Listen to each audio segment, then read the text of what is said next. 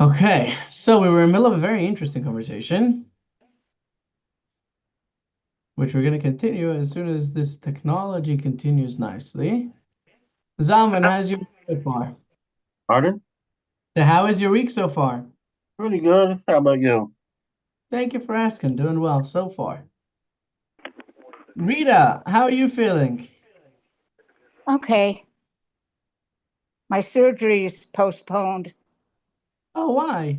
because my cardiologist found a big blockage on my Oh, main artery when I went for my stress test. So I have to have that taken care of first. so I guess it's a good thing that they found it. Yeah. He doesn't want me to have a heart attack on the table. Yeah. I mean, Yep. that's quick. That's if they do it right then and then you go home that same day. Okay. They'll put in a stent. Okay, good. But I can't have my surgery. He won't clear me for surgery. Until that's taken care of, Yeah, which which I means that understand. your shoulder's still in pain. Yes. Oh, gewalt. Okay. Susie, how are you this morning? Wonderful, Rabbi. How are you? Good. Thank God. And Joan, are you there? I'm here too. Thank you, Rabbi. I'm good. Wonderful. Yes, Mushka. What's wrong? You want to go into the middle? What's wrong? Wait, don't move. It needs to, it needs to go back? Like here? Yeah? Okay. Perfect. Okay, let me spotlight this for everyone and we'll share screen and we'll jump right in. Okay. So last week we were discussing the times of Mincha. Where is this? Here. Okay. So for anyone who hasn't been here the past few weeks, last week we finished with our discussion of where and when you can say your prayers and how far you have to be from all the different kind of things. And now we're back into the time for the different prayers. So we are up to Mushka. Can you put it a little bit lower or could you close this door? Because it's distracting me a little. Yeah, you can close the door. Thank you. Okay.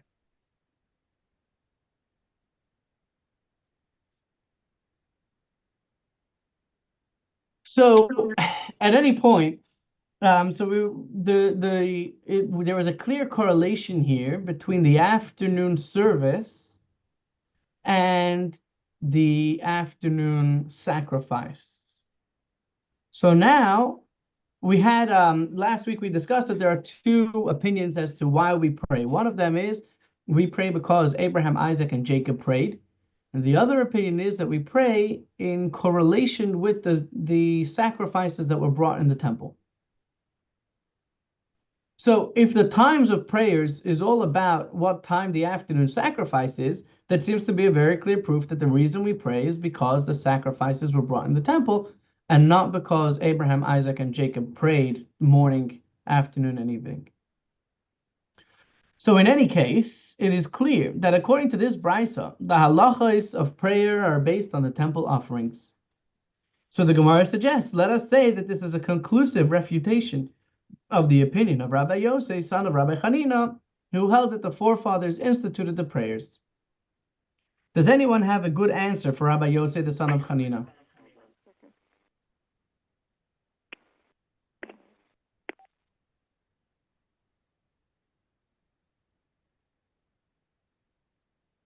Let's see what the students in the Talmudic Academy came up with.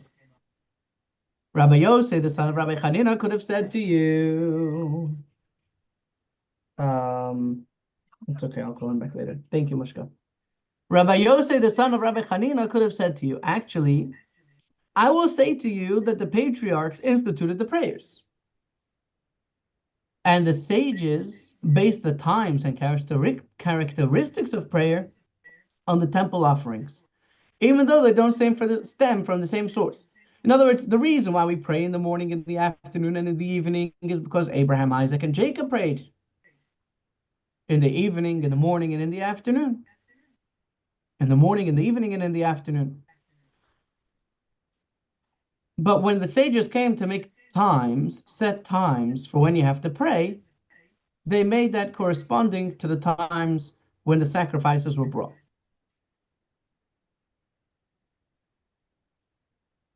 Because if you do not say so, that even Rabbi Yossi, the son of Rabbi Chanina, would agree to the laws of offerings and those of prayers are related. If you say that the laws of prayer only have to do with Abraham, Isaac, and Jacob, and nothing to do with the sacrifices, we have a big problem.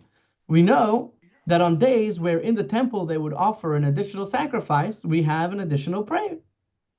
Where did that come from? There's no fourth forefather who instituted the prayer. Or Yom Kippur, we have 5 prayers.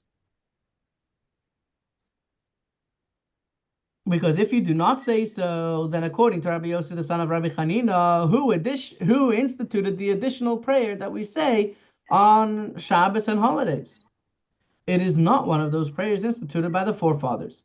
Rather, even according to Rabbi Yossi, the son of Rabbi Chanina, the prayers were instituted by the patriarchs. And the sages based them on the laws of the offering. In other words, the concept of prayer, praying 3 times a day, came from Abraham, Isaac, and Jacob. And then when it was codified by the sages, they said, let's do it based on the way the sacrifices are brought. And therefore, we have an additional prayer on the days that an additional sacrifice was brought. Who decided, Rabbi, when the additional sacrifices were brought? When did that start? The times or the sacrifices? Well, in terms of Abraham, Isaac, and Jacob, did they also have do the sacrifices then, or did that come about later? That's a good question. The sacrifices came about, well, people were offering sacrifices to God for many, many years, even before Abraham, Isaac, and Jacob. Those who believed in the one God, they served sacrifices to God. And those who believed in idols were serving sacrifices to idols, but serving sacrifices was a very mainstream idea at the time. Okay, but Today we have Abraham, people who are feeding their cats only vegan food. So times have changed a little bit. Rabbi, Yeah. this is a little bit tangential, but what is the purpose of a sacrifice? I mean, God doesn't need us to give him a lamb. It's a very good question. Does everyone hear Zalman's question? What is the purpose of the sacrifice? It's a good question, no? Isn't it wasteful? Wouldn't God rather that we take it, slaughter it, and eat it with a blessing? Some good seasoning on the grill? Or give it to someone who doesn't have any Give it to food. the poor, right? So it's a very good question, and there are lots of answers. First, I want to make sure that I answer Joan's question. And then we'll get to this, because it's a good question, very fundamental. So in terms of when the actual sacrifices were instituted, that was in the desert when God was teaching the Torah to Moses. There's the 3rd book of Moses, the book of Leviticus, is much of it is appropriated to the discussion of the various sacrifices. Does that answer your question, Joan? Thank you, Rabbi. You're welcome. So to answer Zalman's question, there are many different answers. The answer, one of my personal favorite parables. Zalman, did you ever buy flowers for your wife? Yes. What's the point of flowers? Why are Usually flowers so meaningful to it was because I screwed up and I was. Say again? Usually it was because I screwed up something. Right? But why are flowers so meaningful? But she likes them Why do women like flowers? because they're nuts. Sorry? Because they're Lovely. nuts. Because they're? Nuts. You're lovely. Crazy. Oh, because they're nuts. Okay. So, in my opinion, the reason why flowers are so beautiful, especially an expensive bouquet of flowers, is because my guy loves me so much that he's going to throw away his money on flowers that are going to be dead in 2 days just because I like them. That's very meaningful. If he's willing to throw away money for me for something that's not going to last more than just a few days, that's meaningful. So, Okay. so it's similar to that with that. We're going to do something that makes absolutely no sense. Makes absolutely no sense. We're going to take a good animal, we're going to slaughter it, and we're going to burn it on the altar just because God said so.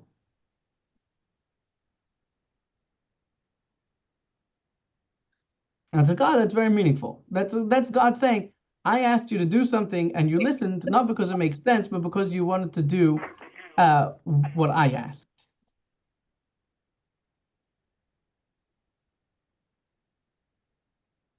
And there's also a lot of Kabbalistic meaning and reference, which is beyond the scope of today's lesson, which we can get to more either when we get to the book of Leviticus in the weekly classes, or once we get to the books of sacrifices. But does that give you a bit of an answer? Well, it's one answer. Yeah, one answer. And there's something else about prayer I want to talk to you about, but we can talk about it tomorrow. Okay, sure. We learned in the Mishnah. So again, now we're quoting the next part of the Mishnah. Rabbi Yehuda says, so first we discussed a general thing about the times of the Mishnah and about how they came about. Now we're going to dissect the Mishnah part by part. So we learned in the Mishnah that Rabbi Yehuda says the morning prayer may be recited until 4 hours of the day. So here comes a very good question. Question is, can anybody translate for me the word until? Um, Future, at a point, So if I tell you that a you point can, in the future, a set point in the future. a Or set point in the future, right? So now let me say that I'm going to give you $1 a day until Saturday. How many days do I have to give you $1 for? Starting from today until Saturday. inclusive of Saturday or not? Ah, that's the question. When I say until could mean include until and including, or until but not including. So that's where we're getting into now. Rabbi Yehuda said that you can recite it until 4 hours of the day. Does that mean until 4 hours have finished, or until the beginning of the fourth hour?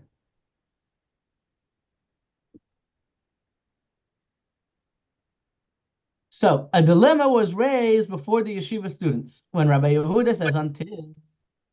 Does he mean until and including the fourth hour? Or perhaps when he says until, he means until and not including. In which case, one may not pray during the fourth hour.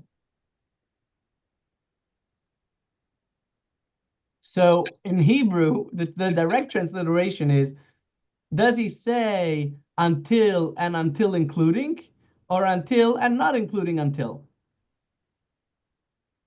Right? Is the until included in the equation or not? Right?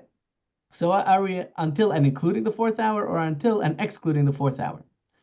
Come and hear a resolution to this dilemma based on the Mishnah. Rabbi Yehuda says, the same Rabbi Yehuda says that the afternoon prayer may be recited only until the midpoint of the afternoon. Now, granted, if you say that until means until and not including, then there's a difference between the opinion of Rabbi Yehuda and the opinion of the rabbis. However, if you say that until means until and including, then the opinion of Rabbi Yehuda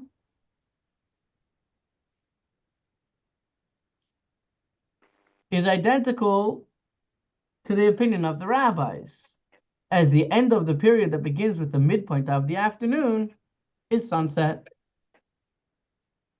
So before we explain that, I just want to give everybody a round of applause that we have finished page 26b. On to page 27. So the opinion of the rabbis is that you can pray the afternoon prayer until sunset. Rabbi Yehuda says no, only until the midpoint of the afternoon. Now, if he means until and including the midpoint of the afternoon, the period, the second half of the afternoon, right? If you say until the second half of the afternoon, and you're including the second half of the afternoon, that means until evening. So we must mean, when he says until, he means until and up to, and excluding the second half, which would mean when he says until 4 hours, that you have until the end of the third hour to pray, and when the fourth hour begins, it's already too late.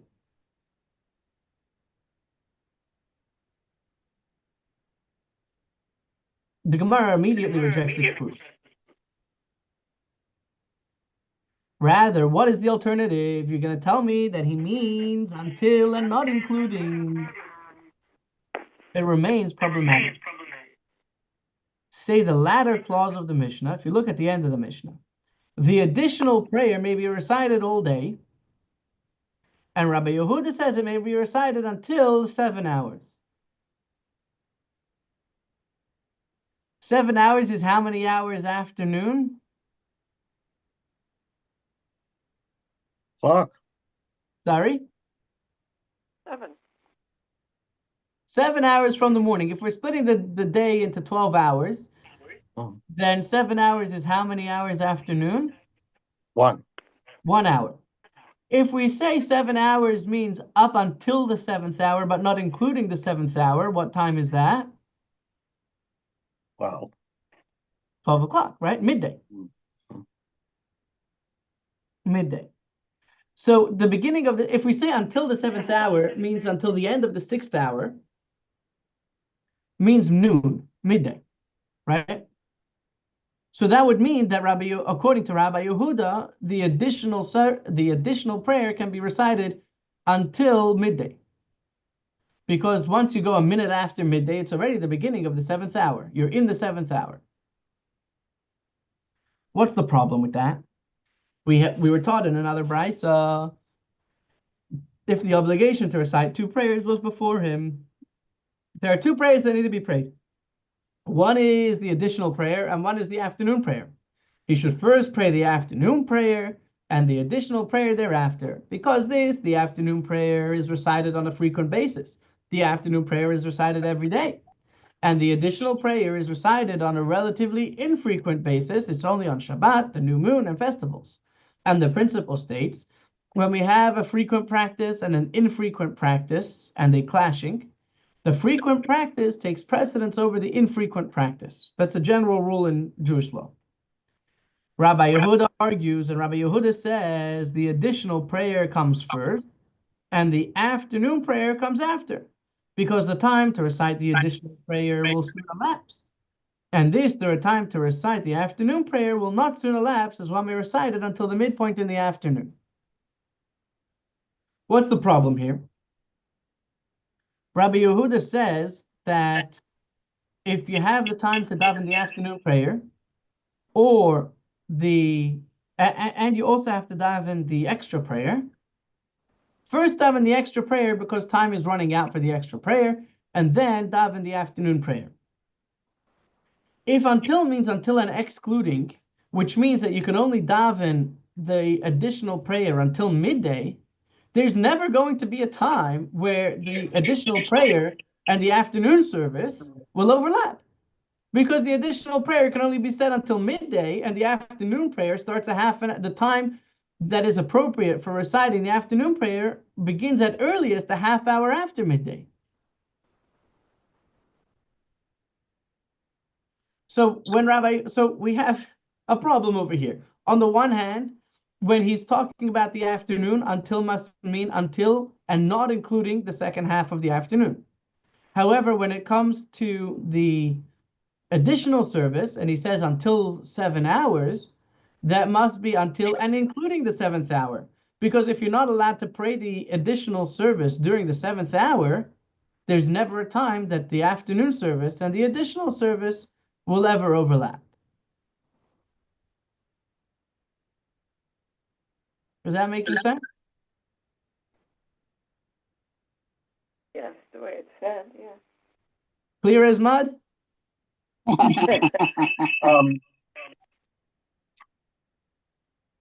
Is Shabbat considered a frequent practice? I mean, it happens every 7 days. I mean, It's a good question. It happens every 7 days, but it doesn't happen every single day.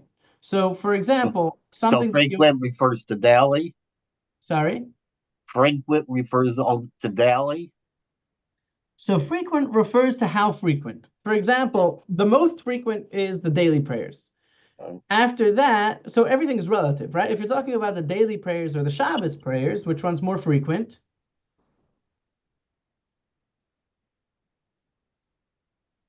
What's more frequent, the daily prayers or the Shabbos prayers? Obviously, the daily. Obviously, the daily. But if we're talking about the Shabbos prayers or the new moon prayers, which one is more frequent? Right. Shabbos. The Shabbos, because there's a Shabbos every week and the new moon is only once a month. If we're talking about the new moon prayers or the festival prayers, which one is more frequent? The Right. new So, moon, because we have 12 new moons and only 3 or 5 festivals, depending on which ones we're counting, right? So everything is relative. So if we have something that's frequent and something that's not frequent, so it depends on the level of frequency. right. So is once a week considered frequent? It depends what you're comparing it to. If you're comparing it to once a day, then it's not Well, frequent. for the purpose of prayer. It depends which prayers you're comparing it to. If the frequent comes before the infrequent. Okay, I got it. So yeah. So it's really a relative So if it's like guideline. Shabbat is on a new moon, then you would have the daily prayer, the Shabbat prayer, and the new moon prayer in that order. Correct. Okay. Exactly. So when you have, for example, so the Torah reading is a great example because on Hanukkah you can have Shabbos, a new moon, and Hanukkah. So in the order of the Torah reading, what do you do first? So first you would do the Torah reading for the regular portion of the week because that comes every week. After that, you would do the new moon reading because that comes once a month. And after that, you would do the Hanukkah reading. Right. Okay. That makes sense. Good question. So the relevant point, and I think that we've hashed this out now, right? The relevant point is, granted, if you say that until means until and including, that is how you can find a situation where the times to recite 2 prayers, the afternoon prayer and the additional prayer, could overlap.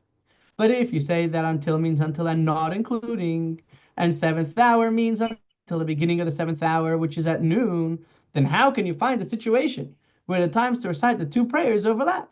Once the time to recite the afternoon prayer, which is a half hour past noon, has arrived, the time to recite the additional prayer is already gone.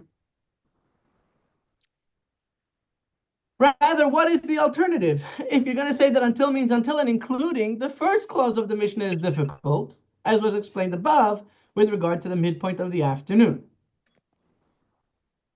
So what's going on here and how are we translating it? And what's going to be the 4 hours for the morning prayer? Right? So it would be difficult because what would be the halachic difference between the opinion of Rabbi Yehuda and the opinion of rabbis if until means until and including, and according to everyone, you can pray until sunset, the afternoon prayers. Rabbi, Yeah. since the phrase until including is a fairly common phrase, that would imply that the word until by itself does not mean including.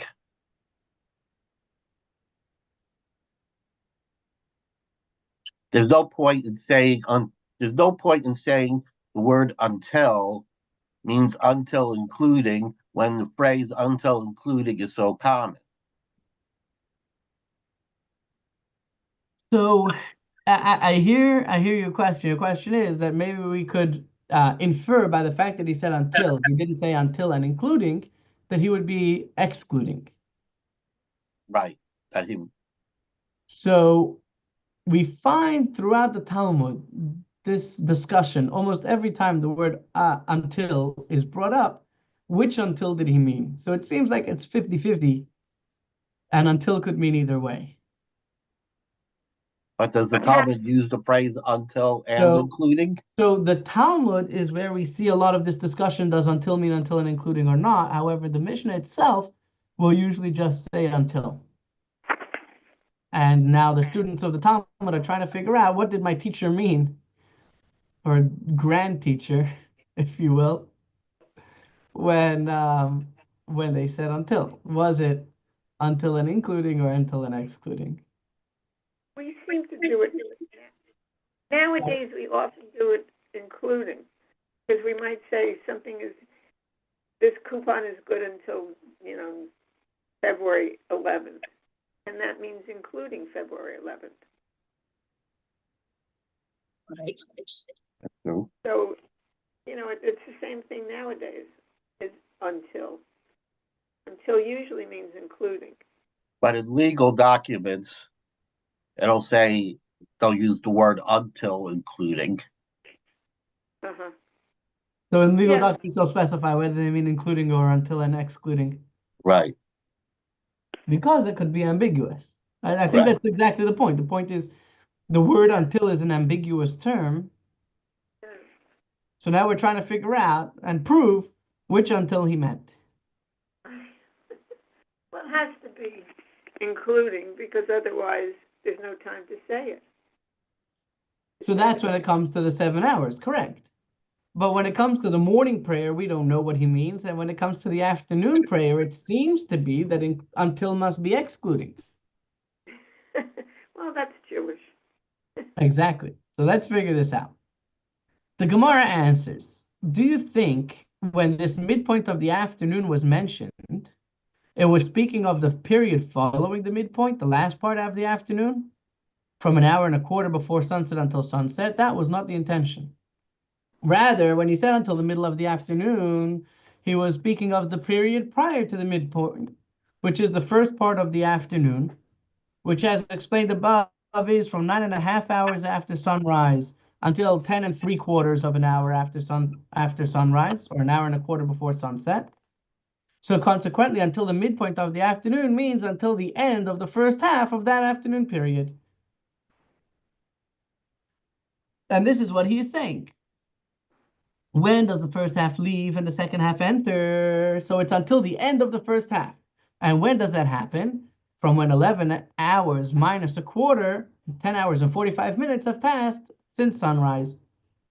So Rabbi Yehuda's use of the term until always means until and including. In other words, when we talk about the afternoon and he says until the midpoint of the afternoon, that means until the end of the first half of the afternoon. And until means including.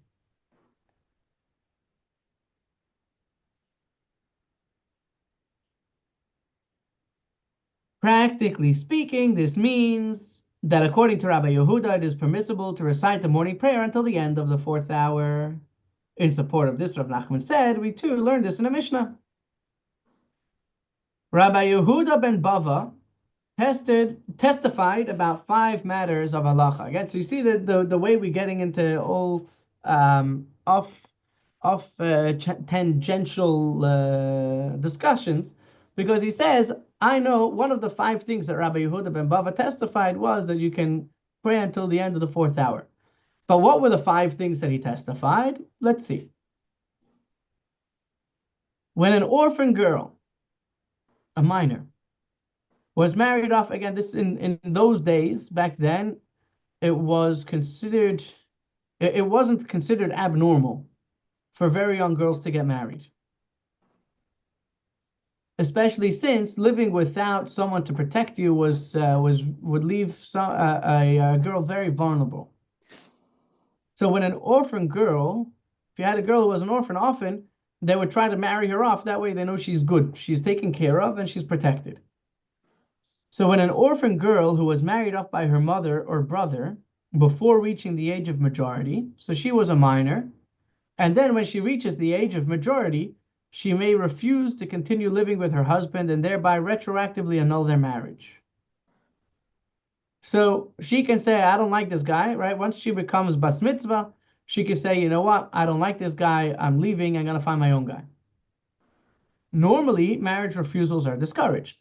However, in specific instances where it is clear that if the marriage were to remain in effect, it would engender problems related to the levirate marriage and chalitza, which is we're going to get to, or thank you, we're going to get more in depth with later. Rabbi Yehuda ben Bava testified that in those scenarios, one may persuade the minor girl to refuse to consider living with her husband, thereby resolving the complications involved in this case. So that's number one, that he testified that he saw that this was done by the sages of old. Number two, he testified that one may allow a woman who, after hearing of her husband's death, seeks to remarry, to marry based on the testimony of one witness, as opposed to the two witnesses required for other testimonies of the Torah. Witness to what? Witness to the husband's death. So in Torah law, we need two witnesses in order to establish any fact. However, if this woman's husband dies and there's one witness, and then he testifies that this woman's husband, he saw this guy die. If we're going to wait for two witnesses, which they may not be in existence, this lady is never going to be allowed to get remarried again. Therefore, because, and we're going to learn this later, because we don't want this lady to be stuck her whole life, and because if the guy is really alive, the witness would be too scared to testify, because one day this man might show up, and then it'll be seen that he is a liar. It's something that is going to come out, news that is going to become apparent. So they allow him to testify, and we accept his testimony. Number three, he testified about a rooster that was stoned to death in Jerusalem for killing a person. And that is in order to teach that the Torah law, which requires the stoning of an ox that killed a person, applies to other animals as well. In other words, the Torah says if an ox kills a person, the ox must be stoned. And he said it's not only about an ox, it's also other animals. He once saw a rooster that killed a child, and they put that rooster to death. Number four, he testified about a 40-day-old wine that was used for libation on the altar. We know that grape juice is not permitted to be used as libation. However, once it was aged 40 days, it's already considered wine. The linen's over there. Once it's 40 days, it's considered already wine, and they could use it for libation on the altar. And number five, which is the important one for here, he testified about the daily morning offering, that he was sacrificed at 4 hours of the day. At 4 hours means not at the end of the third hour, but at 4 hours. 4 hours of the day seemingly is very clear that it's within the fourth hour, and therefore until means until and including. Learn from this final testimony, which is in accordance with the opinion of Rabbi Yehuda, that until means until and including, and the Gemara concludes, indeed, learn from this. So you have until the end of the fourth hour to say your prayers in the morning. Where I put it? In the bedroom? I'm using this. You're gonna use it? Yeah. Based on this Mishnah, Rav Kahana said, this Mishnah of Rabbi Yehuda ben Bava, that we have a testimony that the morning sacrifice was brought at 4 hours of the day, Rav Kahana said that the halacha is in accordance with the opinion of Rabbi Yehuda.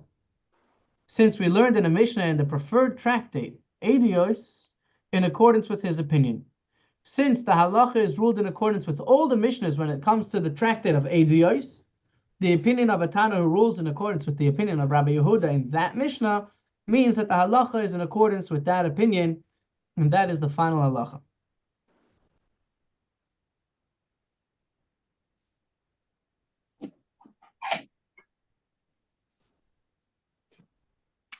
About the daily morning offering, that there was sacrificed at 4 hours. Based on this, the Gemara attempts to identify the Tana who taught that which we learned in the Mishnah about the manna that fell for the children of Israel in the desert. It says in the verse, they gathered it morning by morning, each according to what he eats, and when the sun grew hot, it melted.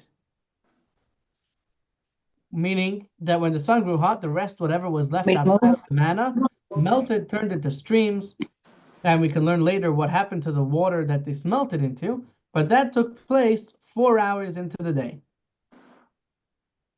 The Brisa continues. Do you say that the time when the sun grew hot was at 4 hours of the day? Perhaps it's at 6 hours of the day, which means in the middle of the day. Because when the verse says in the heat of the day, in the story of Abraham. Good morning, Miss Allison. This is Sharon from Dr. Single's office. Hi, how are you? I'm sorry about that. And Rita, as soon as you're done, please unmute yourself. And if you have any questions, please ask. The Brisa says, so 6 hours is already mentioned in the Torah as the heat of the day. How then do I establish the verse, and when the sun grew hot, it melted? In other words, the heat of the day refers to midday. So when the sun is growing hot, that must mean before midday. Because if the sun is growing hot, that means that the sun is not yet all the way hot. So how do I establish the verse, when the sun grew hot, it melted? This must refer to an earlier time at 4 hours. Okay, the Gemara asks, who is the Tana of this Mishnah? It is neither Rabbi Yehuda nor the sages. Why? If it was in accordance with the opinion of Rabbi Yehuda, until 4 hours is still considered morning, as he holds that the daily morning offering may still be sacrificed then. While here it says that in the morning the manna was gathered and it melted after the morning. So it can't be Rabbi Yehuda because 4 hours into the day is the morning. And in the morning is when it's the right time to collect your manna. 4 o'clock in the morning is 4 hours, sorry, 4 hours into the morning, 4 hours after sunrise. oh, okay. Sorry. And if it's accordance with the opinion of the rabbis, until noon is considered morning, since according to the sages, the daily morning offering could be sacrificed until noon. So apparently we have a new position over here that 4 hours of the day is no longer considered the morning. And you have to collect your manna. Sorry, you have to say your prayers. You have an earlier time to finish saying your prayers. The Gemara responds, if you wish, you can say that this Mishnah is in accordance with the opinion of Rabbi Yehuda. And if you wish, you could say that the Mishnah is in accordance with the opinion of the rabbis. There's no way to learn either way. Why? If you wish, say, in accordance with the opinion of the rabbis, because the verse says, morning by morning, divided into 2 mornings. Morning, according to the rabbis, lasts until noon. The repetition of the term morning in the Torah indicates that the period when the manna was gathered ended at the conclusion of the first half of the morning, and that is the end of the 3rd hour. And at the 4th hour, it melted, even though it's still considered the morning, because the morning goes until noon. The manna had to be in the morning of the morning, which is the first half of the morning. And if you wish, say instead, in accordance with the opinion of Rabbi Yehuda, who would say that this extra morning, in the phrase morning by morning, comes to make the end of the period when the manna was gathered an hour early.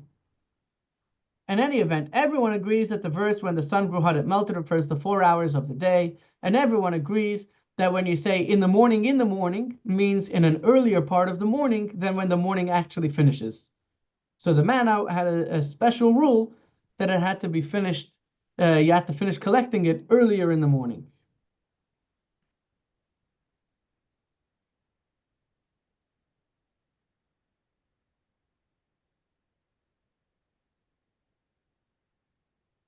The Gemara asks, from where is the inference drawn that this is the meaning of the verse? Rav Achar Bar Yaakov says the verse states, when the sun grew hot, it melted. Which is the hour that the sun is hot, but the shade remains cool? Before the heat of the day, when even the shade is hot, you must say at 4 hours. In other words, the heat of the day means that whether you're in the sun or whether you're in the shade, it's hot. But in the morning, when it's just growing hot, when is the sun hot, but in the shade, you're still cool? That is until 4 hours into the day. Like you see, many people, they will walk their dogs until, right? Nobody walks their dogs between what, 10 and 2 in the day, 11 and 2 when all the workers who are working on the roofs, They take a big break underneath their vehicles. They relax underneath their cars, trucks. You'll see in the middle of the day in Florida, you'll never see workers working in the middle of the day. But in the morning and in the afternoon, that's when they work. When the sun is not in the heat of the day, but the sun is just growing hot or growing cold. Okay, so now we finished discussion of Rabbi Yehuda until the 4 hours in the day. That 4 hours means 4 hours and including 4 hours. On to the next part of the Mishnah. We learned in the Mishnah, the rabbis hold that the afternoon prayer may be recited all the way until the evening. Rabbi Yehuda says it may be recited only until the end of the first half of the afternoon. Rav Chisda said to Rav Yitzchak there with regard to the morning prayer, Rav Kana said that the halacha is in accordance with the opinion of Rabbi Yehuda, since we learned in the Mishnah in the preferred tractate, Adios, in accordance with his opinion. Here, what is the ruling? In other words, when it comes to saying the morning prayers, we know that the halacha is like Rabbi Yehuda, that you have until the 4th hour of the day. But when it comes to the afternoon prayer, what is the halacha? Do you have until the middle of the afternoon, or is the halacha like the rabbis that you can pray until sunset? He was silent and said nothing to him, as he was familiar with no established ruling in the matter. So then Rav Chisda said, okay, let's see and try to resolve this ourselves. From the fact that Rav prayed the Shabbat prayers on the eve of Shabbat while it was still day. If Rav said the Shabbat evening prayers, and he said it on Friday before sundown, that must mean that it's no longer the time of the afternoon prayers. Because if it's still the time of the afternoon prayers, what business does he have reciting the evening prayers?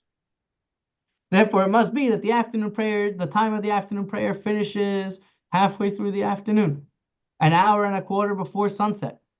And therefore, Rav was able to pray the evening time, because when the time for the afternoon prayers stops, you could technically start already reciting the evening prayers, even though the sun has not yet gone down. Learn from this that the halacha is with the opinion of Rabbi Yehuda, and the time for the afternoon prayer ends at midpoint in the afternoon, after which time one may recite the evening prayer. However, don't take this for granted, because we're going to continue learning next week that it's not necessarily so simple.